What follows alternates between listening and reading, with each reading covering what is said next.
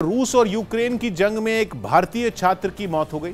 Ukraine में भारत के कई छात्र फंसे हुए हैं, जिनमें कई खार्किव में। और उन्हीं छात्रों में एक नवीन शेखरप्पा की मौत हो गई।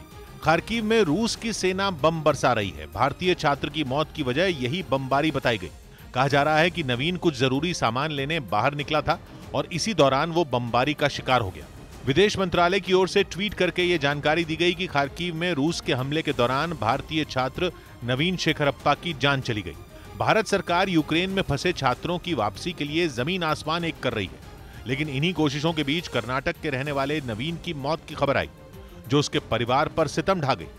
मुश्किल वक्त में प्रधानमंत्री ने रोते बिलखते परिवार से बात की। कर्नाटक के सीएम बसवराज बोम्मई भी इस खबर से सकते में नजर आए। उन्होंने भरोसा दिया कि नवीन के पार्थिव शरीर को भारत लाने की हर मुमकिन कोशिश की जाएगी।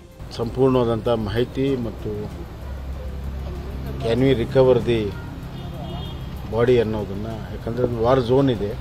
एक भारतीय छात्र की मौत के बाद भारत के विदेश सचिव ने रूस और यूक्रेन के राजदूतों को तलब किया। उन्होंने ये मांग दोहराई कि यूक्रेन में फंसे भारतीयों को वापसी का सुरक्षित रास्ता दिया जाए।